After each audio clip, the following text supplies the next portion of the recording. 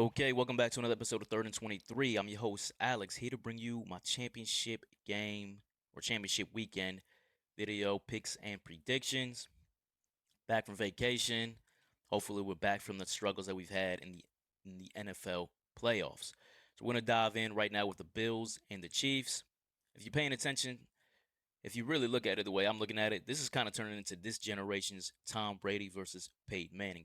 If you guys remember, Tom Brady used to always whip Peyton Manning in the playoffs until that one year Peyton Manning finally got over the hump. Patrick Mahomes whips Josh Allen every time in the playoffs. Could this be that one year that Josh Allen gets over the hump? This game opened up as Kansas City as a 1.5 point favorite. Shot up to two, went to 2.5, but I seen it settle in at two. I haven't really seen too many more 2.5s out there. So when I look at this game, first thing, look at the Chiefs, number one seed in the AFC, 15-2 regular season. But their margin of victory this season was 3.5 points per game. That's the lowest margin of victory for a number one seed since 1985. And the LA Raiders in 1985. And that LA Raiders team went one and done. So if you're a fraud team, sooner or later you got to get exposed. I don't want to call the Chiefs a fraud. They won 15 games, but this isn't the typical number one seed that you see in the NFL. So for me, the matchup in this game, I'm sorry, and what's been able to get them that 15 wins has been their defense. Offensively, I talked about it before. Rush offense ranked in the 20s. Pacheco was out for a good bit of the season. Kareem Hunt's not really that guy. Pass offense ranked in the 20s. They lose Rashee Rice early, and no alpha dog type on the outside has stepped up to become a legit number one option for Patrick Mahomes to throw to. Travis Kelce is having the worst season he's had, maybe in his career. There's just really nobody out there to get the ball to. So why did they win 15 games? It's because of the defense. A top 10 ranked defense this season, top 10 ranked run defense this season. And I think that defense, the Kansas City Chiefs defense versus the Buffalo Bills offense is going to be the determining factor of this game. So let's take a look at the defense, particularly the run defense. As I said, the Chiefs ranked top 10, ranked number 8 in the regular season, allowing 101 yards rushing per game. But now you got to double click into that, look a little closer. The last four games the Chiefs played, take out the Broncos season finale because that was all backups, right? Weeks 15 through 17 and the divisional game against the Texans, they've allowed 142 yards rushing on the ground. So there's a lot of chinks in the armor there for that Kansas City Chiefs rush defense.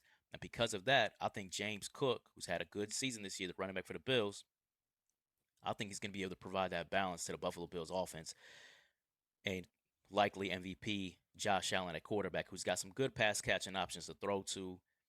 He's got mobility himself. He's going to make plays on the ground. So I think the Bills, with Josh Allen's legs, James Cook's running, I think you're going to see balance offensively for the Buffalo Bills attack. So now I say the Bills are going to be able to run the ball. What about throw the ball? Chiefs have a good pass defense. But one thing that the Chiefs have been susceptible to this year is big plays, 20-yard pass plays. The Chiefs' pass defense ranks 24th in the NFL in giving up pass plays over 20 yards. The Bills are 6th. Chiefs give up roughly 3 20-yard pass plays per game, and we saw that, it's par for the course in the divisional round. They got 3 big chunk plays against Houston. Houston has some special teams miscues in that game that probably cost them the game. So I see the Bills being able to run the ball with that play action, with Josh Allen having mobility and making some off-script plays. I see the Bills making big plays down the field, passing the ball.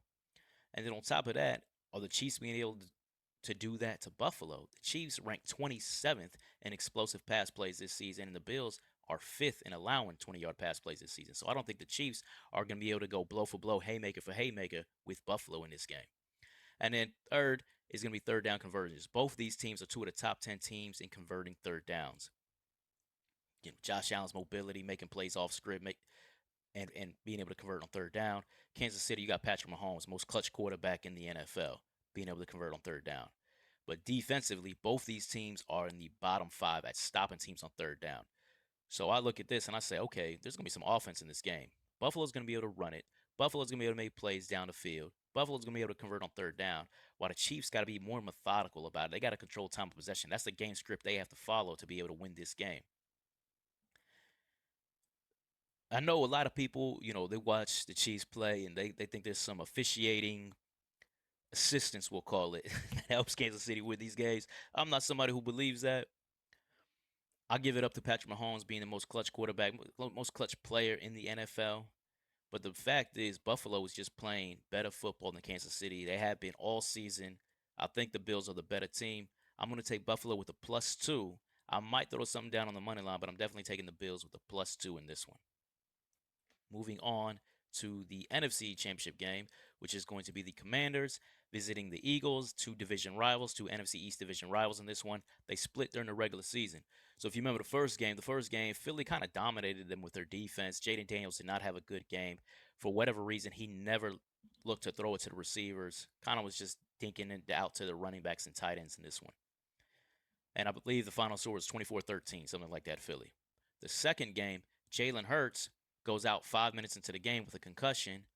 Kenny Pickett comes in. He's still able to engineer a lead for Philly late in the game, but Washington was able to come back at home in D.C. and win that game late. Jaden Daniels, I think, had 5 touchdowns in that game, and they finally actually started looking at the receivers in that one. So you got two different ends of the spectrum when it came to both these teams and how both these games played out in the regular season. Now we look at the spread. Philly opened up at 4.5-point favorite, and it's quickly shot to 6. It even touched 6.5, but I've seen it settle back down in at 6. I don't see too many 6.5s out there anymore. So what are going to be determining factors for this game? For me, it starts off with running game. Saquon Barkley, 2,000-yard rushing season. Jalen Hurts, mobility. The number 2 ranked rush offense in the NFL this season. Washington is the number 30th ranked rush defense. You never see a number 30 ranked rush defense in the NFC Championship game, but we're seeing it this season. So you could say to yourself, well, in the playoffs, maybe the Commanders' rush defense turn it on. Maybe they're getting the stops that you expect them to get. Man, I would say not really. Tampa ran the ball well in that game. They just didn't have the ball. Washington dominated the time of possession in that one. Detroit ran for over 200 yards on the ground in that game. Philly can have similar success in that one. So when we're talking about game flow and game script, Philly can dominate the game script in this one by establishing the run early, which what they've done all season. So that's something I expect them to do, and forcing Washington to kind of play catch up by throwing the football, which brings to my second point. While Washington does have the number 3 ranked rush offense in the league, a lot of that is Jaden Daniels running the ball. I think it's going to have to be Jaden Daniels' arm to kind of keep them in this game. And the Eagles have the number 1 ranked pass defense in the NFL this season. By far the number 1 ranked pass defense. Washington really only has one option on the outside. Terry McLaurin has 38% of the wide receiver target share this season. So it's Terry McLaurin a bust. If he's not going to Terry McLaurin, it's Zach Ertz. He's kind of at the end of his career. He's had a good season, but kind of towards the end of his career. Diami Brown? There's not options out there to throw to that's going to scare the Philadelphia defense. So I can see the Eagles trying to bracket Terry McLaurin to phase him out of the game and force these other guys to beat them. And I don't think these other guys are the kind of guys who are going to win one-on-one matchups consistently throughout the game. So that's big in favor for the Philadelphia defense. So far I see this game script going.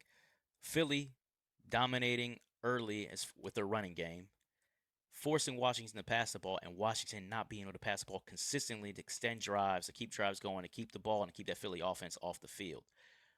So I can see the Eagles early on building up a lead in this game. And then we talk about luck and opportunity. I don't want to say the Commanders are lucky to be here because, they're in the NFC Championship game. They earned it here, right? But, look at these games. Against Tampa in a wild card round, that game was basically turned on a botched handoff between Baker Mayfield and the receiver on the end around. It was nothing that the Commanders' defense had to do with that. Then you look at the Detroit game. Detroit had 5 turnovers. They also had 500 yards of offense. Some of those turnovers Washington forced, right? The fumble early that led to the touchdown. Okay. But then you got Jared Goff overthrowing an open receiver, a terrible overthrow for a pick 6. Jared Goff, end of the first half, he's got a receiver open for a touchdown. You got the 3 in the bag, but you got a receiver open for a touchdown. He throws it late, picked off, took points off the board.